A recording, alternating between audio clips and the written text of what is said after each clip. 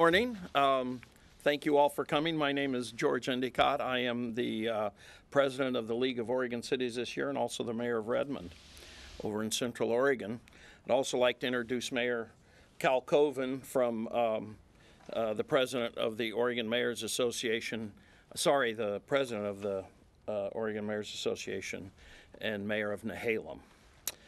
We have approximately 200 people coming to the City Hall Day today, representing about 75 or so cities.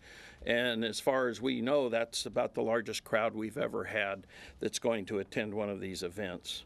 And a couple of points. I think while our cities are diverse, they're of different sizes, different populations, going anywhere from Portland down to some of our rather small cities.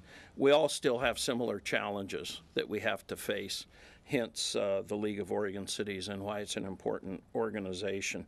And we've come together today to meet with our legislators and talk about some of the various issues that we see that are going to be affecting cities. And so we'd like to talk to them about that. What I'd like to do is introduce some of the folks that are in the room. I'll introduce some, and then Ms. Cal Coven will follow me. We have Bob Andrews, Mayor of Newburgh.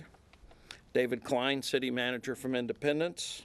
John McArdle, the Mayor of Independence, who will be speaking to you in a few minutes. John Oberst, the Mayor of Monmouth. Pete Truax, Mayor of Forest Grove, and then Ron Bream is the Mayor of Yachats, also our Vice President this year. And so what I'd like to do is turn it over to Mayor Cal Coven, and she'll introduce the OMA board. So Shirley? Thank you, George. We have three members of the Board of Directors of the Oregon Mayors Association with us this morning. Our Vice President, Mayor Shantai Platt from Jervis. Next to her is Scott Burge, the Mayor of Scappoose. And on my left here is Mayor Shauna Clanton from Culver. We're very happy to have them here today. Also with us is Chris Fick. Chris is an intergovernmental relations associate with the League of Oregon Cities, and he will be here in case we need some expert help. And finally, I want to introduce again to you Mayor John McArdle from Independence, who's going to be talking about some of our legislative priorities. John? Thank you, Shirley. Good morning. I'm John McArdle. I'm the Mayor of Independence. I'm a past president of the League of Oregon Cities and also a past president of the Oregon Mayors Association. As you heard today, there are going to be 200 city officials from 75 cities throughout Oregon, mayors and city council members who are volunteers who are coming in today, and like many of us on our vacation time, to talk to our legislative partners about the things we need to do to help us provide the services that our citizens need in our communities. You know, the cities provide the facilities and services that help make Oregon's economy run. 4 out of 5 jobs are located in cities, and more than 80% of the state's income tax revenues are generated by city residents. 69% of Oregonians live in a city. Jobs and economic development are dependent upon cities, and we're looking at our partners today at the legislature to work with us to do what needs to be done so that our cities can continue providing economic development growth. To accomplish this, city voters need to be able to make their own choices about supporting the services they need to have successful schools, adequate public safety, services that they want in their community. This requires a partnership that involves allowing local voters to make local choices. The state investment in essential services is very important to us, and streamlining land use regulations are very important to cities. Funding for our critical 911 services are something that we all need. At the top of our legislative priorities are 2 reforms to our state's property tax system. We currently see 3 major problems with our property tax system, and according to the polling conducted by DHM this last summer, these are the same problems that Oregonians most strongly dislike. First 2 have to do with local option levies, and the third with assessed or taxable value. First of all, Measure 5's statewide property tax limits handcuff local voters. In many communities, voter-approved local option levies are necessary to maintain services such as teacher-student ratio, school music, art, sports programs, public safety, libraries, and recreation. Under our system, Voter-approved levies, which are limited to 5 years in duration, are reduced first when taxes run up against statewide limits, which are $10 for general government and $5 for schools, respectively, for each $100,000 of real market value. Levies are reduced or compressed all the way down to zero before any permanent tax rate collections are affected. Because of these statewide limits, voter-approved measures to retain existing or to hire additional teachers, police officers, firefighters, or provide library services, they may not collect the amount of revenue that voters approved. As you can see from the graph, revenues lost to compression is increasingly dramatic. Since 2008-2009, revenue lost to compression has increased 161% for cities and 214% for school districts. The impact of these losses at the local level is significant. The Tigard-Tualatin School District levy approved by voters in 2010 was supposed to collect $7 million annually, but due to compression, the levy is collecting just $3.8 million. Similarly, folks in the Eugene School District, their levy is losing 47% of what voters approved. The Portland Children's levy loses 47%, and Sweet Home Police and Library levies lose 33%. These levies are passed by voters who are willing to raise their own taxes for services, but the statewide limits prevent local government from collecting the amount that the voters wanted. Our second issue with the system is that because compression is calculated on an individual property tax basis, some properties in the same taxing district may be below the limit while others are at the limits of compression. That means that property owners who've reached the $10 and $5 limits can vote to raise property taxes for important services, but leave their neighbors to pick up the bill. Properties that have reached the state limits won't have to pay additional taxes, but they can vote to raise taxes on others. While it's unlikely that most Oregonians are thinking about this when they're voting, it's an inequity in the current system that voters want to change. Oregonians want everyone in the community to pay for the services that the voters approved. They want everybody to have a financial stake in a vote on local option levies. So our first constitutional referral we're seeking is one that would empower local voters to pass local option levies outside of statewide limits. Those referrals are HJR 8 and SJR 10. These measures would not be retroactive, so nobody would see their taxes increase as a result of these measures. However, this tool would give local voters the ability to determine the services that they want. It would restore the ability to determine what's appropriate for their communities. Right now, local voters don't have that ability, but we think they should. The third problem in our property tax system is the way in which taxes are calculated. Measure 5 uses property's 1995 market value and reduced it by 10% to create a new assessed or taxable value. It then capped the rate of annual growth to 3%. One problem with this system is that properties have appreciated at dramatically different rates since the mid-1990s, but property tax bills still largely reflect the property's value in that time period. A good example of this is neighborhoods in inner north and northeast Portland. In the mid-90s, these neighborhoods had lower market values. Yet since the 90s, the values of these homes have increased dramatically, in some cases as much as 10 or 12-fold. But the property taxes paid by property owners on these neighborhoods still reflect the values from the mid-90s. And in most cases, property owners in this area pay taxes on less than half of their property's market value. Here's a real specific example. 2 homes sold in Portland in June of 2011 for about $320,000. One home will pay $4,700 on property taxes this year. The other will pay $1,800, a difference of $2,900. This problem isn't an issue just confined to the Portland metro area. A Legislative Revenue Office report in 2010 looked at Multnomah, Sherman, Jackson, and Deschutes counties and found similar inequities in assessed value in all 4 of those counties. Now, Oregon's not alone in creating a separate assessed or taxable value. 16 other states have similar limitations, but only Oregon and Arizona don't recalibrate taxes at the time of sale. The other 15 states all recalibrate, but our tax system locks in inequities in perpetuity, and we don't think that should be the case. HJR 13 and SJR 11 would reset property assessed values to its market value when it's sold or constructed. We think this is a common sense solution that will level the playing field for those selling homes and end the current policy of providing permanent preferential property tax treatment to certain properties. As part of providing for a better ability to support economic development and jobs, we're supporting a streamlining of state urban land use requirements to make the system more efficient and predictable. One of the impediments to job growth here in Oregon is a Byzantine complex system of land use. Oregon House Bill 2253 would be an important step in providing a much less expensive and much more predictable process for establishing the population forecast estimates that are the starting point for land use planning. House Bill 2253 is supported by a broad group of stakeholders, including environmental, government, and business groups.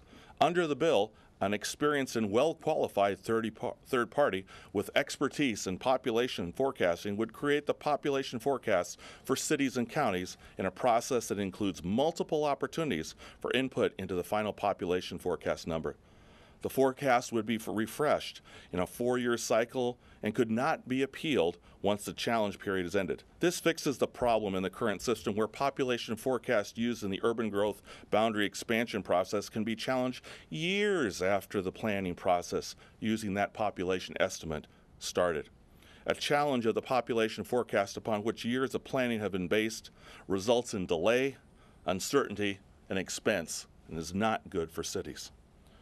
Another part of our jobs and economic development agenda that is critical to the state as a whole and to cities in particular is allocating a portion of lottery-backed bonds to support investment in the infrastructure necessary to support existing jobs and the creation of new jobs.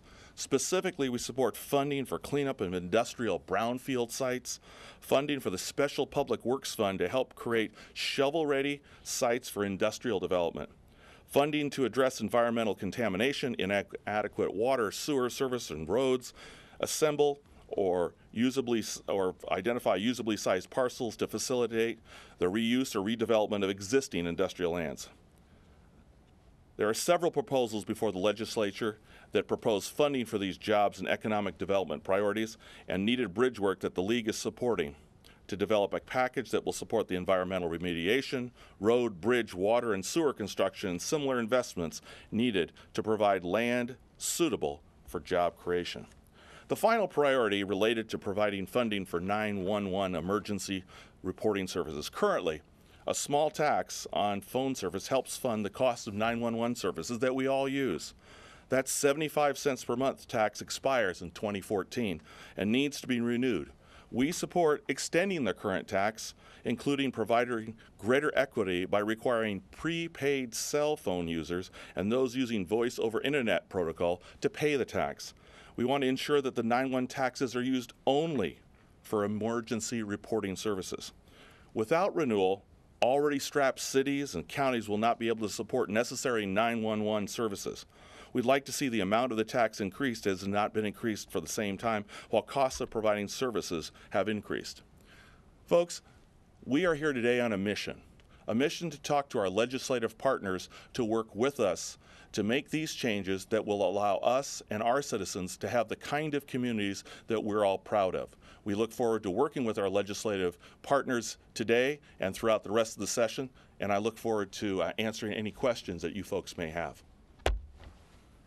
I got a couple of questions. One may be a technical one related to the last item on the 911 tax item. I'm going to have Chris come up here because he's a expert, or Mike maybe will be our expert on this. Go ahead.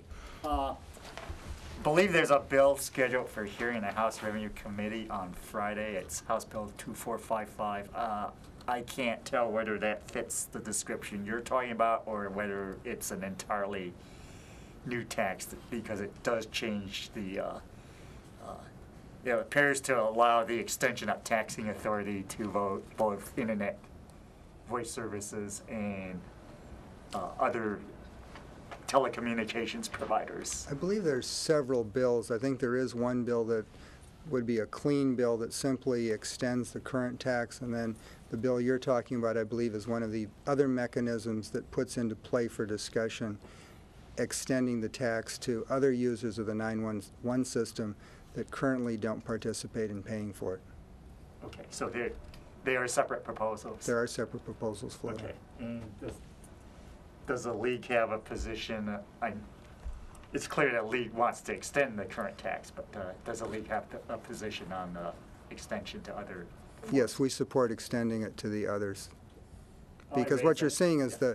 that not only has the 75-cent tax not kept up with increased costs, you've got a flattening of the tax because you have people migrating to prepaid cellular. That's a growth period, so we probably peaked in terms of the traditional cell phone usage, and then with the voice over internet protocol, you have folks migrating from landlines not only to cell phones but to voice over internet protocol, which means the number of people is sort of peaked and declining, which will mean we'll have even fewer resources to support the 911 system. Okay. I only raised that because I noticed on the Revenue Committee agenda, that was the only bill that on Friday's agenda. So, the other question I had relates to the changes in the property tax limits. What is yours? I know the legislature has discussed this before without actually advancing any action in previous sessions, but I wonder how you would gauge the chances of that those proposals in this session. We're optimistic that there's going to be positive action. We've visited with a number of our legislators. The league leadership has visited with the governor, and the governor's supportive of this effort. And sometimes in Salem it takes a little while for an idea to kind of get talked around a little bit. We believe the time is right for the legislature to refer this to the voters for a constitutional amendment. We're hearing lots of positive things on that, and so we're very optimistic that we're going to be able to move forward this year. Why do you think the effects of compression have changed so dramatically as in the chart you showed? I'm going to let Chris, who helped develop the chart, talk about that. Chris? Chris Fick with the League of Oregon Cities. Obviously, declines in real market values as a result of the collapse of the housing market have partially driven compression upwards. The challenges that cities face are not going to go away with the housing market because of the way in which new property comes onto the rolls, because of high rate of growth in our expenses. A rebound in the housing market alone may alleviate compression, but isn't going to, in and of itself, lift the burden that cities are facing and other local governments are facing when it comes to providing services. To any of the mayors, understand from the league study that approximately half the cities in the state face compression.